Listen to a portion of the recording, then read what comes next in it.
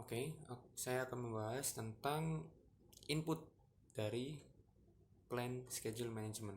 Yang pertama ada project charter, lalu ada project management plan, lalu ada enterprise environmental factors, lalu ada organizational process assets. Lalu untuk detailnya sebenarnya sudah dijelaskan oleh kelompok sebelumnya. Di sini saya akan fokus membahas tentang teknik dalam menyusun plan schedule management. Um, Teknik yang pertama adalah expert judgment. Ini adalah melibatkan seorang ahli, seorang pakar untuk membahas suatu masalah dan menciptakan suatu solusi dan beberapa alternatifnya yang sesuai dengan bidangnya, sesuai dengan knowledge areanya. Lalu untuk teknik yang kedua yaitu data analysis. Data analysis ini maksudnya adalah ketika dalam kondisi ini kita kan proyek pembuatan kasir. Nah, datanya itu bisa jadi data analisis ini maksudnya adalah menganalisis data-data, misalkan pembelian terbanyak atau pembelian bulan pertama, kedua, ketiga. Nah, dari data-data tersebut dianalisis sehingga nanti akan timbul suatu pemecahan, suatu jadwal perencanaan proyek. Nah, teknik selanjutnya adalah meeting, di mana tim proyek itu akan mengadakan pertemuan perencanaan untuk mengembangkan plan schedule management. Di sana yang berkepentingan akan berdiskusi untuk menghasilkan plan schedule management. Nah, peserta pada pertemuan ini adalah dapat mencakup manajer proyek, sponsor proyek, anggota tim proyek terpilih, stakeholder, dan siapa saja dengan tanggung jawab untuk perencanaan atau pelaksanaan jadwal dan yang lainnya sesuai dengan kebutuhan. Selanjutnya, kami akan menentukan tools dan teknik apa yang cocok digunakan pada proyek pembuatan aplikasi kasir pada J1.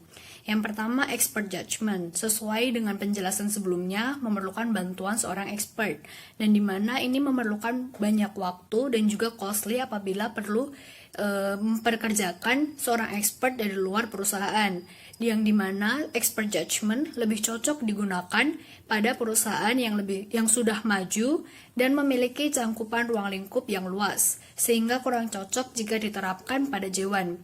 Yang kedua, data analitik tentunya memerlukan data-data, sedangkan kita tidak bisa menentukan apakah J1 memiliki seluruh atau menyimpan seluruh data-data transaksi.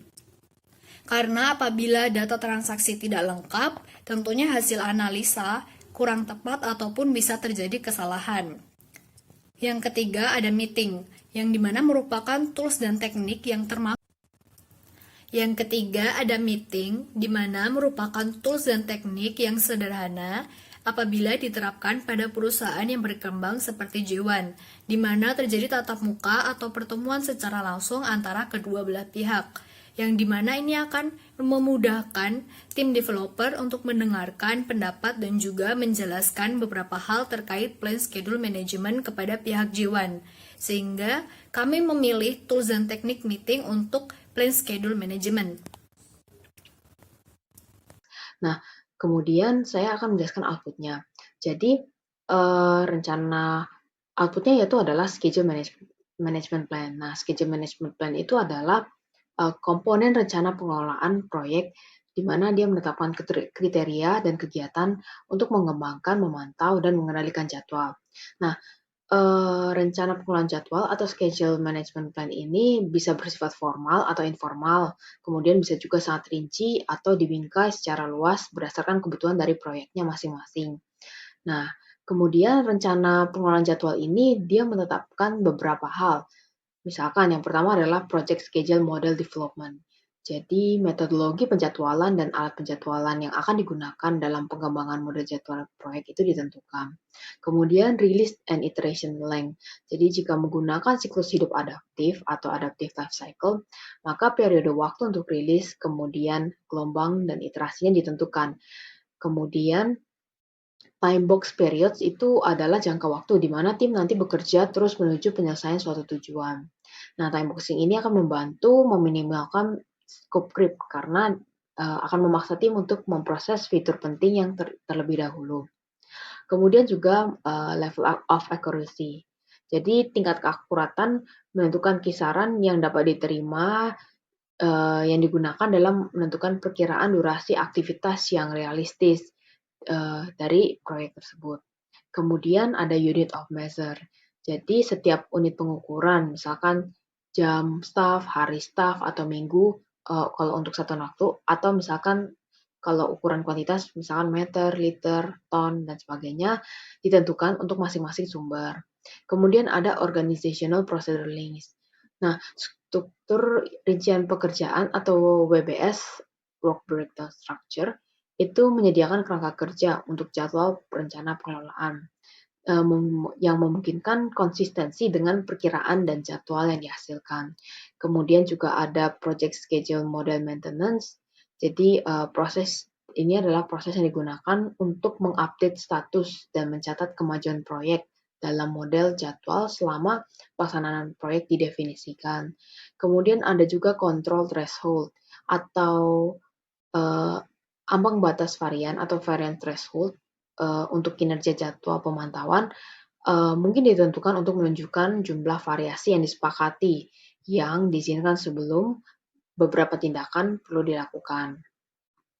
Kemudian ada juga Rules of Performance Measurement. Jadi merupakan aturan pengelolaan nilai keuntungan atau EVM atau peraturan pengukuran fisik kinerja lainnya yang sudah ditetapkan. Kemudian juga,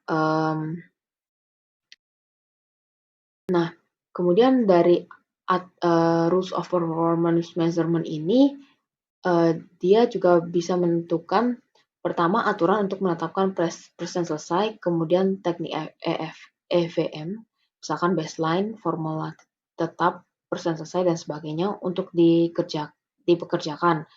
Kemudian bisa menjadwalkan pengukuran kinerja seperti penjadwalan varian, SV, dan indeks kinerja jadwal atau SPI yang digunakan untuk menilai besarnya variansi dengan garis dasar jadwal asli.